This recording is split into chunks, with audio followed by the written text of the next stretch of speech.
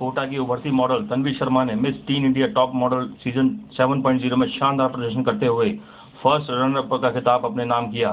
जयपुर में हुई इस प्रतियोगिता में देश भर के 127 प्रतिभागियों को पीछे छोड़ते हुए तन्वी ने खिताब अपने नाम किया। तन्वी की इस उपलब्धि पर कोटा में जश्न का माहौल रहा।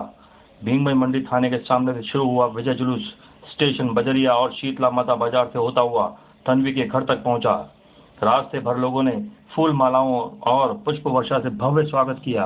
इस अवसर पर तन्वी को आशीर्वाद देने और प्रोत्साहित करने पहुंचे समाज सेवी और नेता सत्यनारायण शर्मा, दिनेश सरसिया, विवेक शुक्ला, दीपक खींची और पवन अग्रवाल और सैकड़ों की तादाद में समर्थक।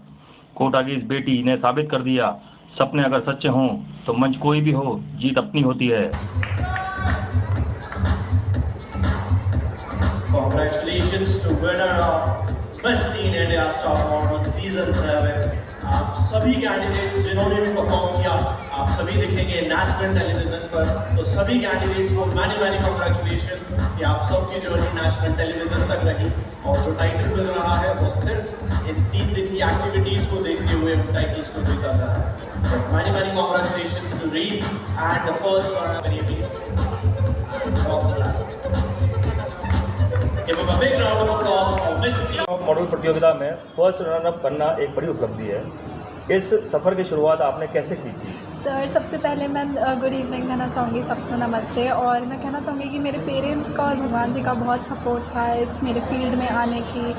स्टार्टिंग में इसमें मैंने बहुत प्रैक्टिस करी है, उसके बाद ही मुझे खिताब मिल पाया है। मैं एक पढ़ाई भी करती हूँ, मैं 11th क्लास में हूँ और पढ़ाई के साथ साथ प्रैक्टिस करना बहुत मुश्किल हो गया था बीच में, पर उसके बाद मैंने बहुत एक बैलेंस आउट करा सिचुएशन को और फिर उसके बाद मैंने फर्स्ट रनर का खिताब पाया। प्रतियोगिता के दौरान कौन सा राउंड आपके लिए सबसे चुनौतीपूर्ण रहा और आपने उसे कैसे पार किया? लास्ट राउंड सबसे ज़्यादा, क्योंकि मेरा जो गाउन था उसमें बहुत ज़्यादा फ्रिल था नीचे और उसमें चलना मेरे लिए बहुत मुश्किल हो रहा था।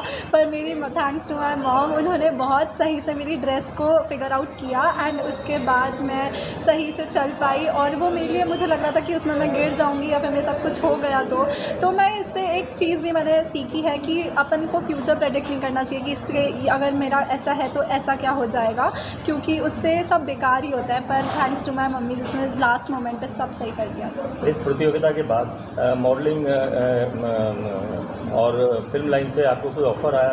यस सर, मुझे बहुत सारे ऑफ़र्स आए हैं। मैं अभी 14 टीवी एड्स में भी आऊँगी, मैं टेलीविज़न पे दिखूँगी। मुझे फ़ैशन वीक्स पे रनवे करने का मौका भी दिया जाएगा, जैसे कि लिबास फ़ैशन वीक, एक उस पर एजेंसी का ही कोई फ़ैशन वीक है, वहाँ पे मैं रनवे करूँगी। एंड मुझे टीवी एड्स के साथ साथ ब्रांड शूट्स भी दिए जाएंगे जिसमें मैं आपको दिखूँगी।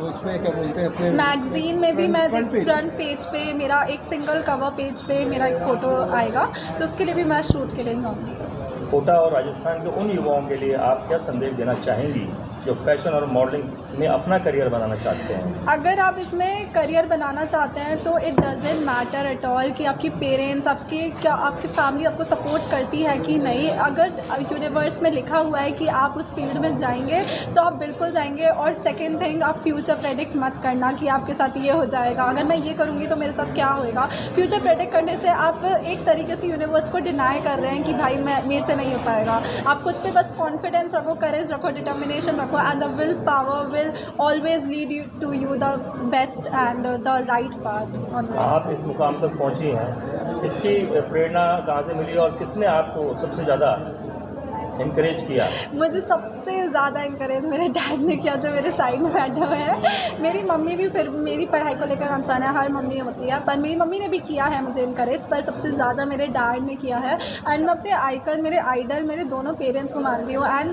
सबसे ज़्यादा thank you to my God and then to my dad, जिन्होंने मुझे इस फील्ड में बहुत ज़्यादा इनकरेज किया। पढ़ाई और मॉडलिंग को कैसे बैलेंस करती हैं आप? सर, बैलेंस करना बहुत ज़रूरी हो जाता है, क्योंकि एक तरफ पापा है जो कि बहुत इंकरेज करते हैं मॉडलिंग फील्ड में, और एक तरफ मम्मी है जो कि पढ़ाई को लेकर बहुत कंसर्न रहती है, वो भी मुझे इंकरेज करती है। पर पढ़ाई is a very important thing. मैं मॉडलिंग से भी पहले एक पढ़ाई करियर को, अपने करियर स्टेबल को रखती हूँ। स्टेबल करियर होना चाहिए सबका। तो बैलेंस आउट करने के लिए आपको एक रूटीन बनाना पड़ता है कि आपको कब पढ़ाई करनी है, और जो आपका छूट गया है मॉडलिंग की वजह से, मॉडलिंग प्रैक्टिसेस की वजह से, कभी डांस क्लासेस की वजह से, तो उसको आपको वापस कवर करना आना चाहिए। तो ऐसे आप बैलेंस आउट कर सकते हो दोनों चीज़ों को। आने वाले समय में आपको बहुत सारे ऑफर्स मिलेंगे, जी तो उस समय पढ़ाई को किस तरीके से आप जी, मैं ये ऑफ़र्स जब भी अपने लाइक कॉन्ट्रैक्ट्स होते हैं, ये ऑफ़र्स जब देते हैं एजेंसीज़, तो कॉन्ट्रैक्ट्स में जब ही साइन करूँगी जब मैं अपना नीट क्लियर कर लूँगी। नीट क्लियर करने के बाद ही मैं बॉलीवुड में आपको दिखूँगी। अभी मैं जो छोटे वो होते हैं लाइक ऑफ़र्स मिलते हैं, जैसे कि मैंने अभी आपको बताया फैशन वीक्स, रनवेज़, जिसमें ज़्यादा टाइम नहीं लगता है, लाइक फॉर मैक्सिमम 1 वीक का समय लगता है आपको इंडिया में घूमने में, तो इसलिए मैं बस उन्हीं ऑफ़र्स को एक्सेप्ट करूँगी। आपका नाम बताइए? तन्वी शर्मा।